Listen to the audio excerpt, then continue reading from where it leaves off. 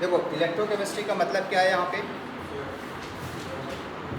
बैठो अभी सुनना ही है ना, इलेक्ट्रिकल एनर्जी और केमिकल एनर्जी। बैठो। हाँ, इलेक्ट्रोकेमिस्ट्री का मतलब क्या है, conversion of electrical energy into chemical energy and vice versa. Vice versa का मीन्स केमिकल को इलेक्ट्रिकल में भी कन्वर्ट करेंगे। क्लियर। अगर हम यहाँ पे टॉपिक देखें कि हमारे पास टॉपिक कौन कौन से आने वाले हैं,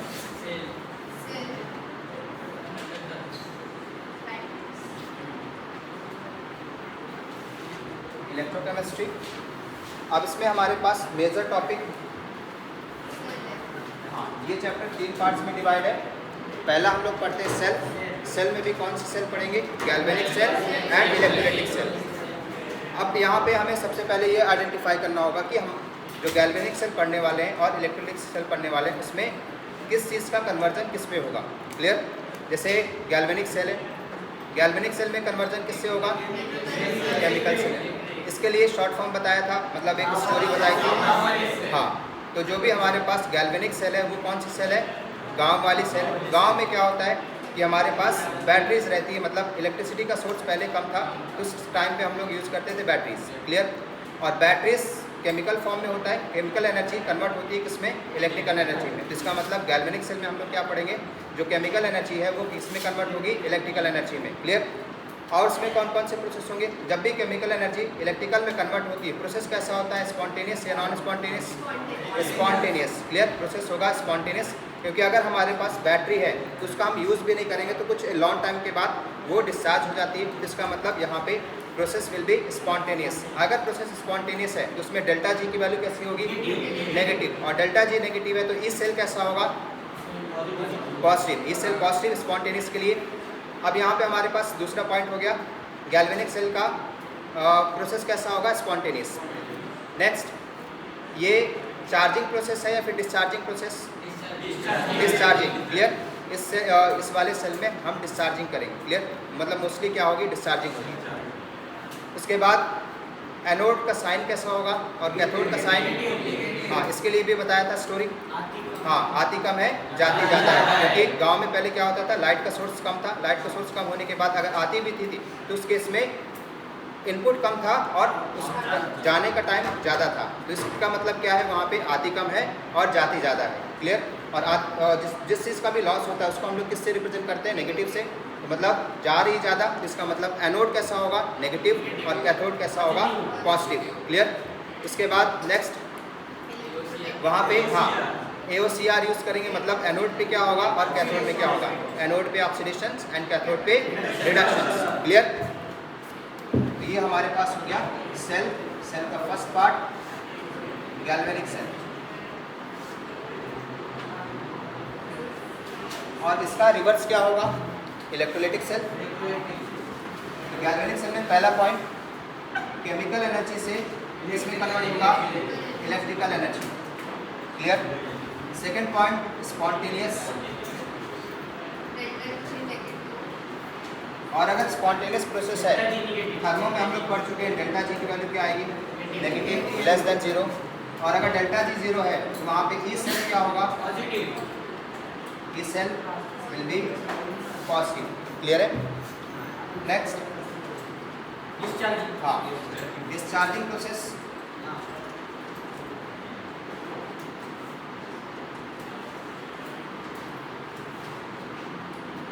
नेक्स्ट साइन कन्वेंशन।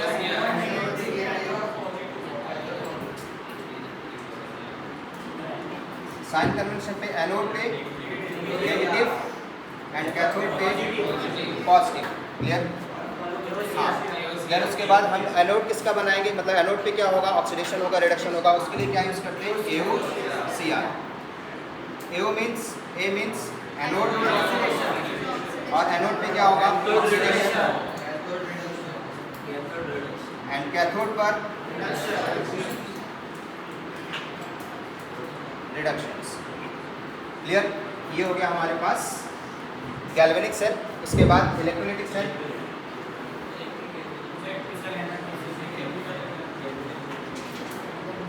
इसमें electrical energy would be converted into chemical energy. Electrical energy is converted into chemical energy. Clear.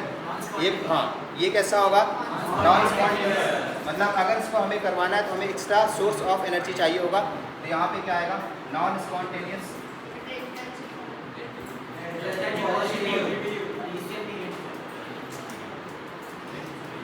Delta G will be positive and T cell will be negative.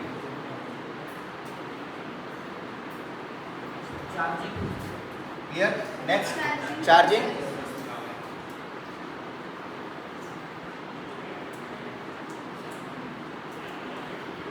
Next sign convention. Sign convention पे हम सिर्फ एक का याद रखेंगे, anode का galvanic का हमने याद रख लिया है, तो उसका रिवर्स क्या होगा, एनोड वहाँ पे नेगेटिव था, यहाँ पे क्या होगा पॉजिटिव। उसके बाद कैथोड वहाँ पे नेगेटिव पॉजिटिव था, यहाँ पे क्या होगा नेगेटिव। क्लियर। नेक्स्ट एनोड पे सेम रहेगा, हाँ एनोड पे ऑक्सीडेशन, कैथोड पे रिडक्शन, AOCR यूज होगा। क्लियर। तो ये हमारे पास सेल के बारे में हो गया, galvanic cell and electrolytic cell. अब हमने स्टार्ट कहाँ से किया था, पहला इलेक्ट्रोलाइटिक सेल में। अब इलेक्ट्रोलाइटिक सेल का मतलब क्या है वहाँ पे, इलेक्ट्रोलाइटिक सेल पहले गैल्वेनिक फिर इलेक्ट्रोलाइटिक।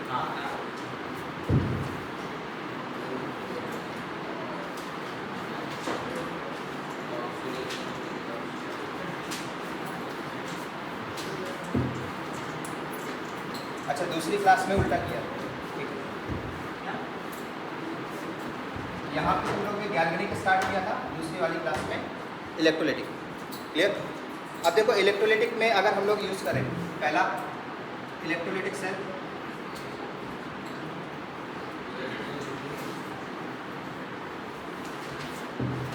इलेक्ट्रोलाइटिक सेल में क्या होगा, इलेक्ट्रोलिसिस होगी, प्रोसेस इलेक्ट्रोलिसिस होता है। और इलेक्ट्रोलिसिस क्या होता है, इलेक्ट्रोलिसिस का मतलब breakdown of electrolyte in presence of electricity. Clear. इसलिए हम यहाँ पे क्या लेते हैं, एक एक्सटर्नल बैटरी यूज़ करते हैं फॉर रिडक्शन और ऑक्सीडेशन।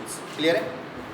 अगर इसका हम लोग कंस्ट्रक्शन देखें, कंस्ट्रक्शन में क्या क्या यूज़ होता है, कंस्ट्रक्शन में क्या क्या होगा, एक तो हमें टैंक चाहिए होता है, क्लियर, इंसुलेटेड। दूसरा क्या चाहिए, रॉड, दो रॉड, एक एनोड की तरह वर्क करेगा, दूसरा कैथोड की तरह, और तीसरा हमें एक एक्सटर्नल बैटरी।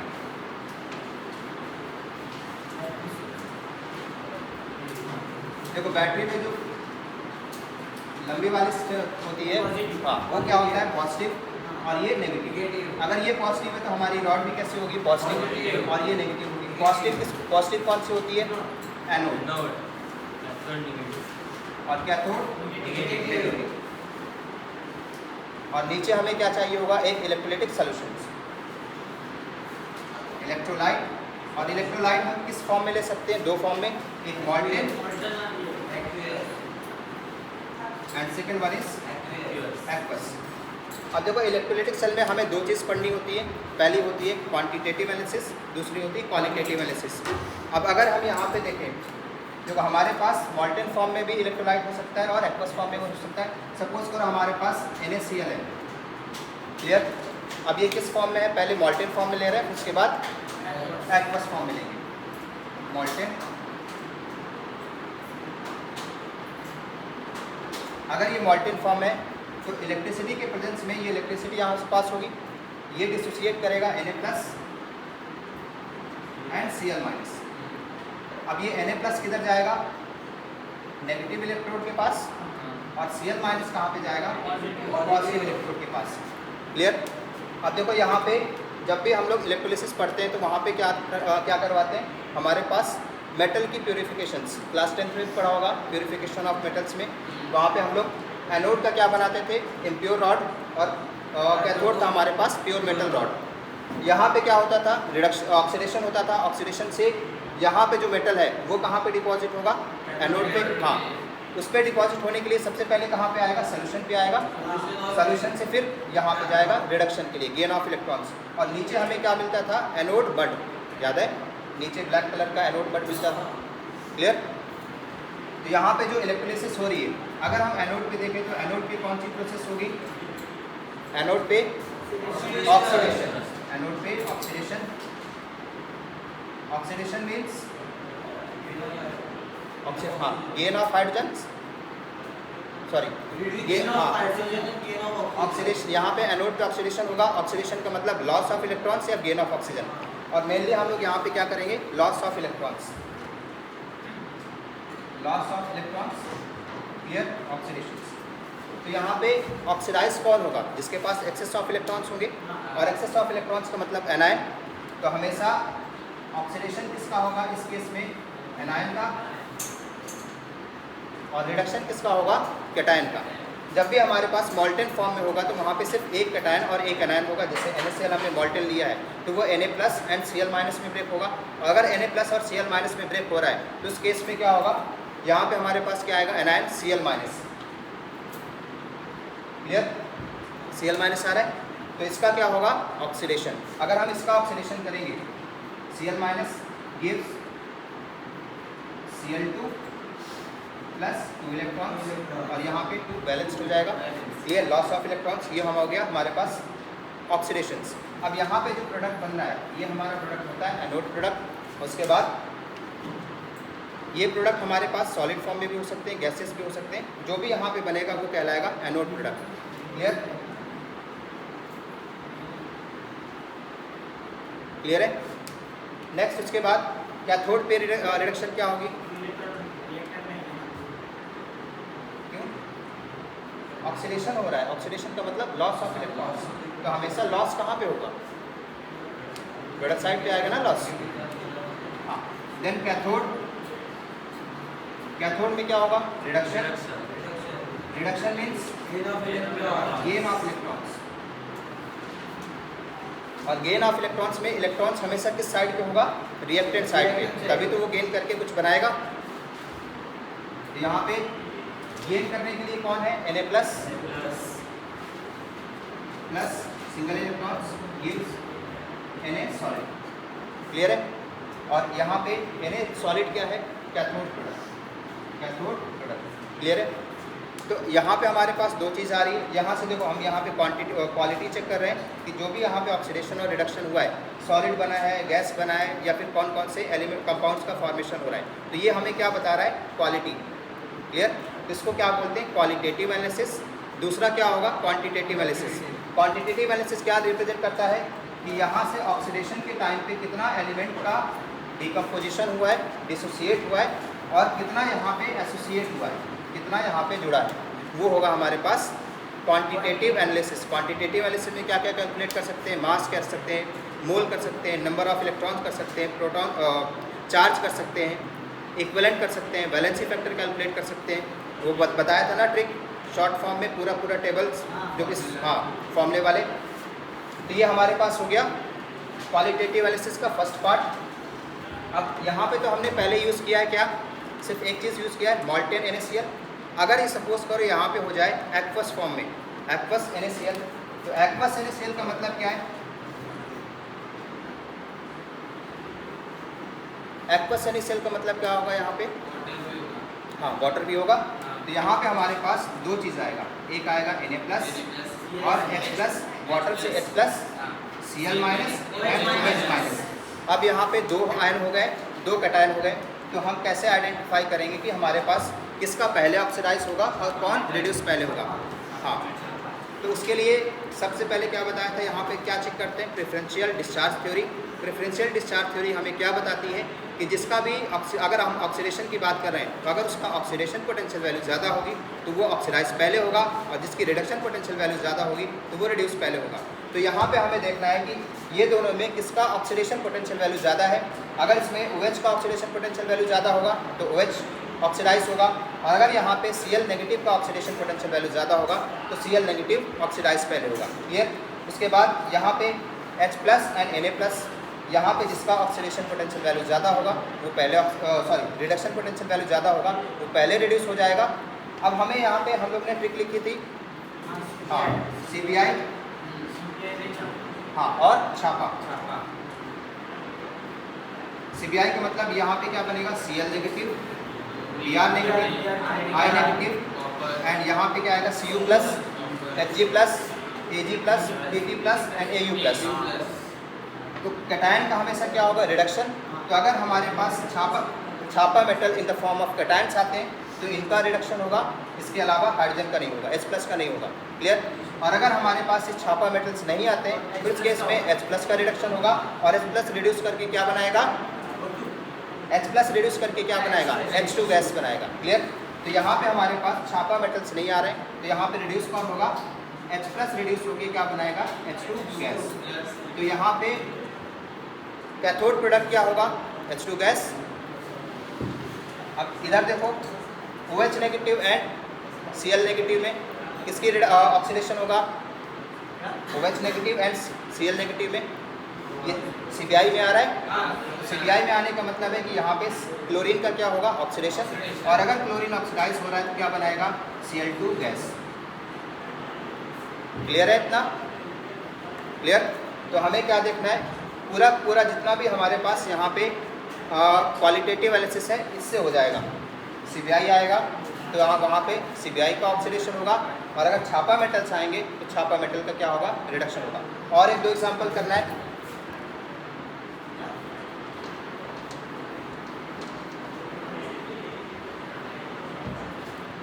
अगर हमारे पास एक और एग्जांपल CuSO4 ले रहे हैं एक्वस फॉर्म में, तो सबसे पहले क्या लिखोगे, फर्स्ट स्टेप में यहाँ पे हमें लिखना है कैटायंस और एनायन कौन कौन से हैं। तो यहाँ पे सबसे पहले हम लिखेंगे कैटायन क्या है, Cu+2 एंड एनायन SO4-, ये तो हमारे पास Cu कॉपर सल्फेट से आ गया।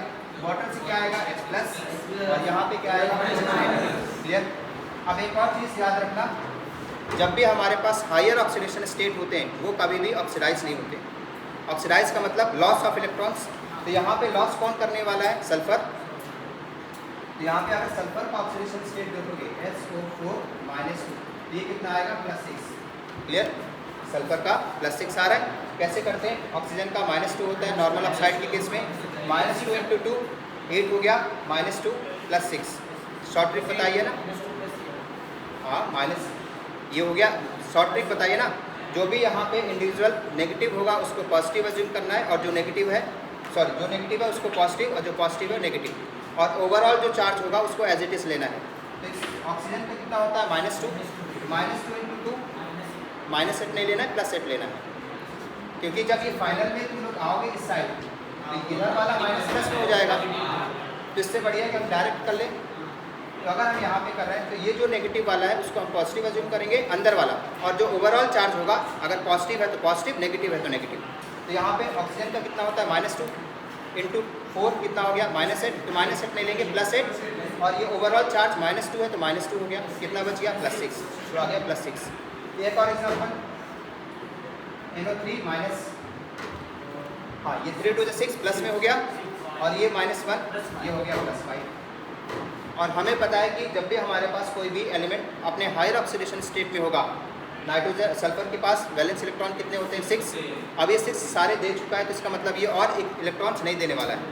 नाइट्रोजन इसके वैलेंस इलेक्ट्रॉन्स में 5 इलेक्ट्रॉन्स होते हैं, 5 ये ऑलरेडी दे चुका है, तो इसका मतलब ये और नहीं दे सकता है। या अगर ये और नहीं दे सकता है तो फिर ये क्या करेगा, अपने आप को रिड्यूस करेगा, मतलब इलेक्ट्रॉन गेन करेगा। देने की पॉसिबिलिटी तो है नहीं, देने की पॉसिबिलिटी को हम क्या बोलते हैं, ऑक्सीडेशन। इसका मतलब ये कभी भी ऑक्सीडाइज नहीं हो सकते, ये हमेशा क्या होंगे, रिड्यूस होंगे। और अगर ये हमेशा खुद को रिड्यूस कर रहे हैं तो दूसरे को क्या करेंगे, oxidise. So they are called as good oxidising agent. Clear? या फिर इनकी गुड ऑक्सीडाइजिंग पावर होगी। पावर का मतलब है दूसरे को ऑक्सीडाइज करने की पावर कितनी है। वो कैसे देखेंगे, अगर कोई भी एलिमेंट अपने हायर ऑक्सीडेशन स्टेट में है तो वो क्या करेगा, अपने आप को रिड्यूस करेगा, क्योंकि उसके पास पॉसिबिलिटी नहीं है खुद को और रिड्यूस करने के लिए, मतलब अपने आप को प्लस में और जाने के लिए, इलेक्ट्रॉन लूज करने के लिए पॉसिबिलिटी नहीं है। तो वो सिर्फ क्या करेगा, उस इलेक्ट्रॉन को गेन करेगा, और इलेक्ट्रॉन को गेन करना क्या होता है, रिडक्शन। क्लियर? तो अगर वो खुद रिड्यूस हो रहा है तो दूसरे को क्या कर रहा होगा, ऑक्सीडाइज। अगर दूसरे को ऑक्सीडाइज कर रहा है तो किसकी तरह बिहेव करेगा, किसकी तरह बिहेव करेगा, ऑक्सीडाइजिंग एजेंट की तरह। क्लियर? तो they are good oxidising agent, but ये कभी भी ऑक्सीडाइज नहीं हो सकते। अब देखो यहाँ पे क्या है, sulphate ion higher oxidation state में है तो ये नहीं होगा। और दूसरी चीज़, ये हमारे पास CBI में भी नहीं आ रहा है, इसका मतलब यहाँ पे ऑक्सीडाइज कौन होगा, OH नेगेटिव, और OH नेगेटिव ऑक्सीडाइज होकर क्या बनाएगा, O2 गैस। तो हमारे पास एनोड प्रोडक्ट क्या आया, O2 गैस। नेक्स्ट Cu+2 और H+ में कौन रिड्यूस होगा? इसमें Cu, क्योंकि अगर याद हो इलेक्ट्रोकेमिकल सीरीज बताई थी, जब हम ऊपर से नीचे आते हैं तो नेगेटिव से पॉजिटिव आते हैं। पहले नेगेटिव होगा, हाइड्रोजन पे 0 होगा, हाइड्रोजन के नीचे क्या आते हैं? पॉजिटिव वैल्यू आती है। और ये सारी वैल्यू कौन सी दे रखी होती है? Reduction potential value. Reduction potential value का मतलब है इलेक्ट्रॉन को गेन करने की टेंडेंसी। अगर कॉपर की रिडक्शन पोटेंशियल वैल्यू पॉजिटिव है और हाइड्रोजन की 0 है तो कौन रिड्यूस होगा? जिसकी वैल्यू पॉजिटिव है। बताया था कि जो भी हमारे पास अगर स्टैंडर्ड ऑक्सीडेशन पोटेंशियल या फिर ऑक्सीडेशन पोटेंशियल वैल्यू पॉजिटिव होती है तो इसका मतलब होता है कि वो खुद को ऑक्सीडाइज करने की पावर ज़्यादा रखता है। क्लियर? और अगर SRP वैल्यू या फिर रिडक्शन पोटेंशियल वैल्यू पॉजिटिव होती है तो वो क्या करेगा? खुद को रिड्यूस करने की पावर ज़्यादा रखेगा। तो इसीलिए जब हम रिएक्टिविटी सीरीज देखते हैं तो ऊपर से वैल्यू क्या आती है? लिथियम की नेगेटिव होती है। लिथियम से नीचे आएंगे हाइड्रोजन तक, बीच में सबकी नेगेटिव होगी, हाइड्रोजन की 0 होती है, उसके बाद पॉजिटिव होना स्टार्ट होती है। और अगर नीचे पॉजिटिव स्टार्ट हो रही है, ये सारी वैल्यू कौन सी दे रखी है? रिडक्शन पोटेंशियल वैल्यू दी हुई है। तो इसका मतलब नीचे जाने पे रिडक्शन पोटेंशियल वैल्यू बढ़ रही है। रिडक्शन पोटेंशियल क्या हो रहा है? इंक्रीज हो रहा है। क्लियर? ऑक्सीडेशन डिक्रीज हो रहा है। ऑक्सीडेशन का मतलब लॉस ऑफ इलेक्ट्रॉन्स, रिडक्शन का मतलब गेन ऑफ इलेक्ट्रॉन्स। तो नीचे जैसे जैसे मूव करेंगे तो इलेक्ट्रॉन्स को गेन करने की टेंडेंसी क्या होगी? कंटिन्यूसली इंक्रीज कर रही है। तो इसलिए हाइड्रोजन से ज़्यादा टेंडेंसी किसकी है? कॉपर की है, जो इलेक्ट्रॉन्स को गेन करेगा। तो यहाँ पे रिड्यूस कौन होगा? Cu+2 रिड्यूस होगा, क्या बनाएगा? Cu, सॉलिड का फॉर्मेशन। क्लियर है? इतना है समझ में? तो यहाँ पे हमारा पहला टॉपिक कंप्लीट होता है। कौन सा? क्वालिटेटिव एनालिसिस, वो भी इलेक्ट्रोलिसिस का। अब सेकंड टॉपिक क्या है? Quantitative analysis. क्वांटिटेटिव एनालिसिस का मतलब है कि जब भी हम इस प्रोसेस को कर रहे होंगे, इलेक्ट्रोलिसिस कर रहे होंगे, तो एनोड पे हमेशा रॉड थिक होती है, मतलब डिक्रीज करेगी, मास डिक्रीज होगा, और कैथोड का मास इंक्रीज होता है। तो अगर हम यहाँ पे कैथोड का मास इंक्रीज हो रहा है और एनोड का मास डिक्रीज हो रहा है तो कितना इंक्रीज और डिक्रीज होगा? किस पे डिपेंड करेगा? वो सारी चीज़ हमें यहाँ पे पढ़नी है। तो सेकंड है हमारे पास, और ये सारी चीज़ किससे डिसाइड होती है? फैराडे लॉ से। फैराडे के कितने लॉ हैं? 2। कौन कौन से? Faraday first law and Faraday second law. तो फैराडे फर्स्ट लॉ क्या बोलता है? फैराडे फर्स्ट लॉ क्या बोलता है? Amount of substance, amount of substance deposited or liberated at an electrode is directly proportional to the current and time, current and time, या फिर अगर current time को इक्वल कर देंगे तो किस में कन्वर्ट हो जाता है? चार्ज। तो सेकंड आता है हमारे पास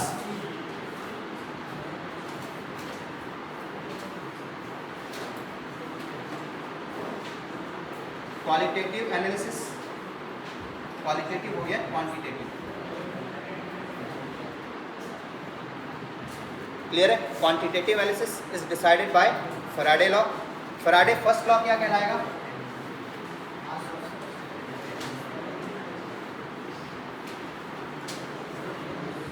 फैराडे फर्स्ट लॉ। तो फैराडे फर्स्ट लॉ क्या होगा? बताओ। अमाउंट ऑफ सब्सटेंस डिपॉजिटेड और liberated at an electrode is directly proportional to the current, and कितने टाइम के लिए करंट को पास किया गया है? टाइम। क्लियर? हाँ, यहाँ पे W directly proportional to IT हो गया। इस प्रोपोर्शनलिटी साइन को हटाएंगे तो एक कांस्टेंट वैल्यू आएगी, ये आएगा ZIT। W ZIT। Clear? IT को हम लोग और बोलते हैं चार्ज। तो यहाँ पे एक चीज़ और लिख सकते हैं, W Z/Q। क्लियर? नेक्स्ट, अब इसमें Z क्या है? हाँ, Z कांस्टेंट वैल्यू है। रिप्रेजेंट किसको करता है? मतलब नाम क्या है इसका? Electrochemical equivalence. इलेक्ट्रोकेमिकल इक्विवेलेंस है। अब इसको बोलेंगे क्या? Electrochemical equivalence. क्लियर? और ये इलेक्ट्रोकेमिकल इक्विवेलेंस हर एक सब्सटेंस के लिए अलग अलग होता है। अगर हमारे पास कोई एक इलेक्ट्रोलाइट है तो वहाँ पे उसका अलग होगा, दूसरा है तो उसके लिए अलग होगा। इसका मतलब इसको हम बोल सकते हैं ये यूनिवर्सल कांस्टेंट नहीं है, हर एक सब्सटेंस के लिए अलग अलग होगा। Different substance to substance differ करेगा। क्लियर है? तो यहाँ पे हमारे पास अगर इसकी डेफिनेशन लिखें, अगर हम यहाँ पे 1 एम्पियर करंट पास कर रहे हैं, I की वैल्यू कितनी है? 1 एम्पियर करंट पास कर रहे हैं, कितने टाइम के लिए? 1 सेकेंड के लिए। Time is equals to 1 second के लिए, तो उस केस में क्या होगा, हाँ W is equals to Z। इसका मतलब है when 1 ampere of current pass for 1 second then amount of substance deposited or liberated is equals to the electrochemical equivalence या फिर is known as electrochemical equivalence। इसका मतलब इलेक्ट्रोकेमिकल इक्विवेलेंस कब check किया जाता है, जब हम 1 एम्पियर करंट पास करें फॉर 1 सेकेंड के लिए, उस टाइम पे जो भी मास डिपॉजिट होगा, जो भी मास लिबरेट होगा, उसको हम लोग बोलेंगे इलेक्ट्रोकेमिकल इक्विवेलेंस। क्लियर है। इसके बाद यहाँ पे कुछ नोट्स लिख पाए थे, important point, number of equivalence is equals to number of Faraday, या फिर ऐसे, हाँ 1 मोल चार्ज, 1 मोल इलेक्ट्रॉन में चार्ज कितना होगा, चार्ज ऑफ, इसको कैलकुलेट कैसे करेंगे, number of electrons in 1 mole into charge of 1 electrons. यहाँ पे क्या आएगा, number of electron in 1 mole into क्या आएगा, चार्ज ऑफ 1 इलेक्ट्रॉन्स। तो यहाँ पे नंबर ऑफ इलेक्ट्रॉन्स इन 1 मोल कितने होते हैं, एवोगाड्रो नंबर, हाँ Na का मतलब 6.023 into 10⁻23 and charge of electrons 1.6 into 10⁻−19 coulomb. जब इसको सॉल्व करते हैं तो हमारे पास आता है 96500 कूलम, और ये किसके बराबर होगा, 1 फैराडे। क्लियर है। और हमें पता है कि number of Faraday is always equals to number of equivalence. अगर हमारे पास 1 फैराडे है, इसका मतलब कितना इक्विवेलेंस होगा, 1 इक्विवेलेंस। अगर हमारे पास 2 फैराडे चार्ज है तो 2 इक्विवेलेंस होगा। क्लियर है। अगर हमारे पास 3 फैराडे चार्ज है, यहाँ पे क्या होगा, 3 इक्विवेलेंस होगा। क्लियर। अब इक्विवेलेंस कैसे कैलकुलेट करते हैं, ये क्या है, इक्विवेलेंस का मान फॉर्मूला क्या होता है, वेट अपॉन इक्विवेलेंट वेट, और इक्विवेलेंट वेट का molecular weight divided by balancing factor. Clear है। जब इसको सॉल्व करेंगे फाइनली, तो वेट अपॉन मॉलिक्यूलर वेट क्या कहलाएगा, मोल, ये ऊपर आएगा बैलेंसिंग फैक्टर, क्या बनेगा, बैलेंसिंग फैक्टर। क्लियर। तो हमारे पास मोल इनटू बैलेंसिंग फैक्टर हो गया। अब बैलेंसिंग फैक्टर कैसे कैलकुलेट करेंगे, देखो बैलेंसिंग फैक्टर अलग अलग कंपाउंड के लिए अलग अलग होगा। एसिड के लिए क्या होगा,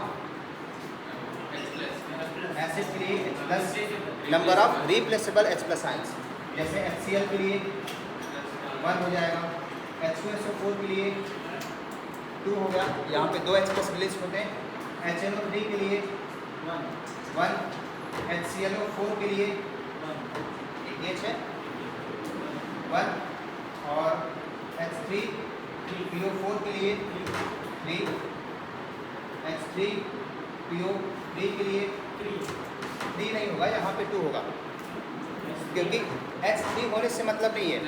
यहाँ पे हम लोग देखते हैं कि रिप्लेसेबल है, रिप्लेसेबल का मतलब एसिडिक H होना चाहिए। एसिडिक H का मतलब है कि hydrogen must be connected with more electronegative atom. Clear. अब यहाँ पे अगर देखोगे तो हमारे पास फॉस्फोरस ऐसे कनेक्टेड होगा, ऑक्सीजन कितने हैं, 3 में से 2 यूज हो चुके हैं, इसका मतलब 2 ऑक्सीजन और आएंगे, और 2 ऑक्सीजन के साथ एक हाइड्रोजन लग जाएगा, तभी तो यहाँ पे H3 बनेगा। अब देखो ऑक्सीजन नहीं बचा है, तो यहाँ पे क्या आएगा, हाइड्रोजन। तो अब ये एसिडिक H नहीं है, एसिडिक H कौन कौन से हैं, एक ये और एक ये। क्लियर। तो यहाँ पे बैलेंस कितना होगा, इसी तरीके से H3PO2 में, PO2 में मतलब 2 ऑक्सीजन होंगे, वहाँ पे कितना हो जाएगा। तो मतलब बैलेंसिंग फैक्टर चेक करने के लिए इन एसिडिक एसिड में हमें क्या चेक करना होता है, H+, रिप्लेसेबल H+, और रिप्लेसेबल भी कैसे होने चाहिए, connected with more electronegative atom. Clear. Next है बेस के लिए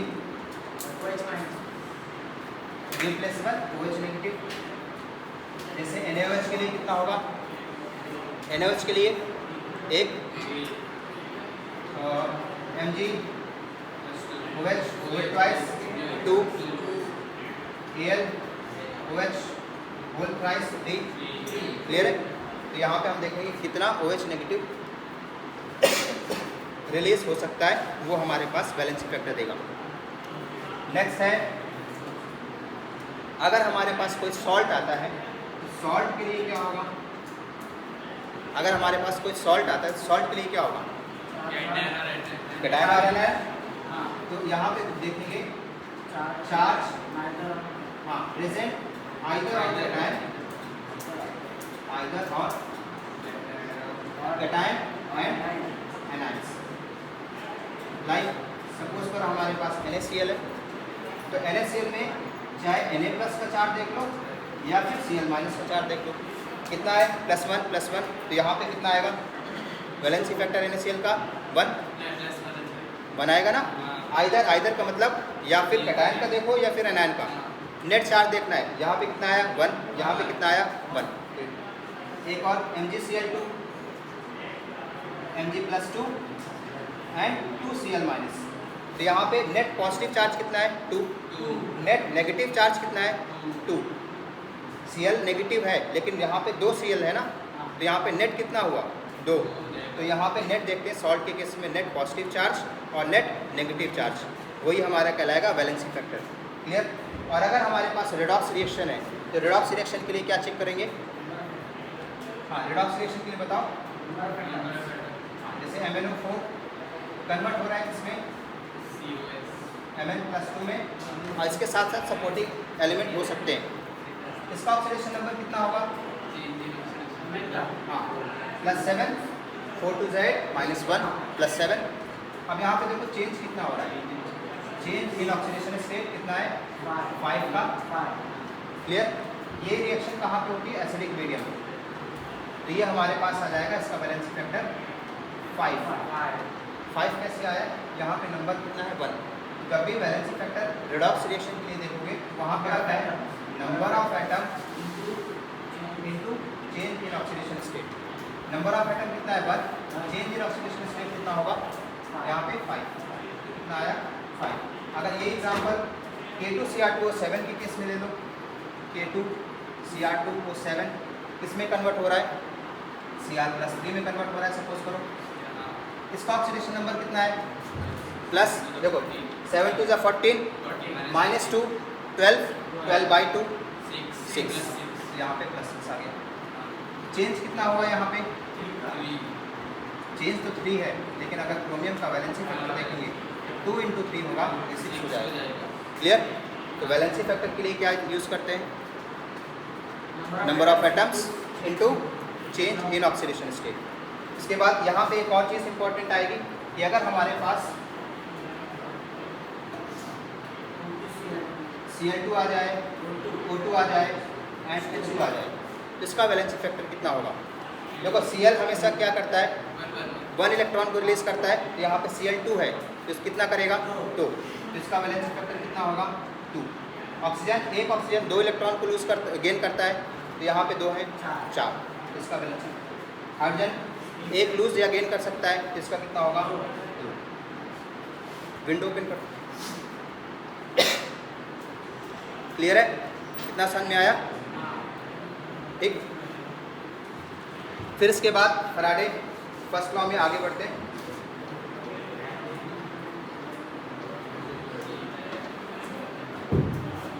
अब इसके बाद हम लोग ने क्या कैलकुलेट किया था? हाँ Z, और Z के लिए फॉर्मूला क्या है हमारे पास? हाँ Z कैसे याद रखोगे?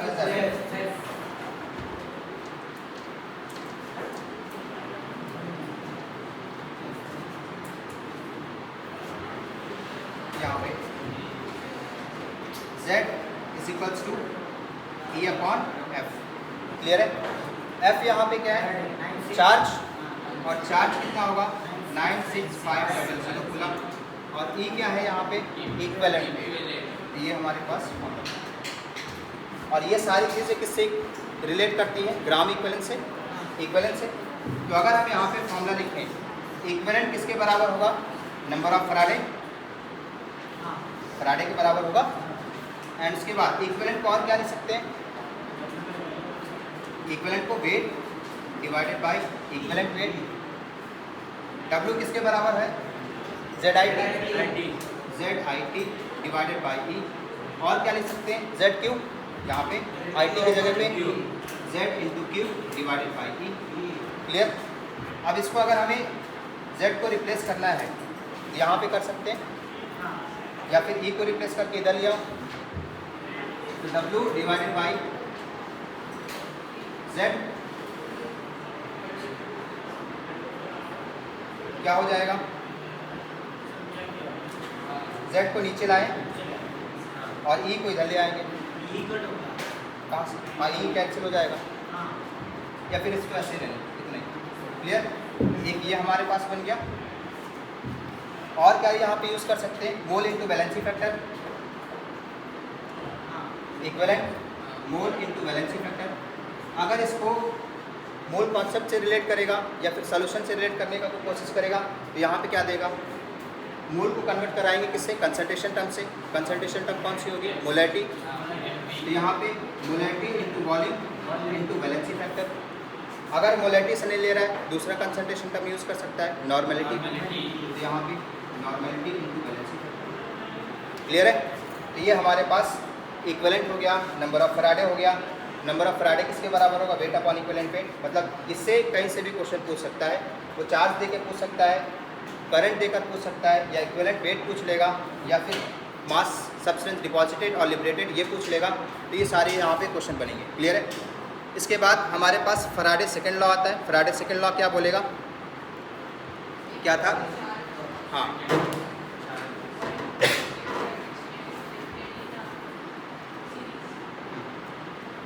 जब भी हमारे पास एक से ज़्यादा सेल्स प्रेजेंट होंगी और वो कनेक्टेड होंगी सीरीज़ में, और उस टाइम पे जो हम बैटरी यूज़ कर रहे हैं बैटरी से इक्वल चार्ज पास हो रहा होगा, तो उस टाइम पे जो भी एलिमेंट प्रोडक्ट बनेंगे, क्लियर, हाँ वो हमेशा किसके इक्विवेलेंट होंगे, आपस में इक्विवेलेंट होंगे। हाँ, अमाउंट ऑफ सब्सटेंस डिपॉजिटेड और liberated during the process is always equal it's equivalents, मतलब उनके इक्विवेलेंट क्या होंगे, हमेशा इक्विवेलेंट होंगे। क्लियर है, चलो।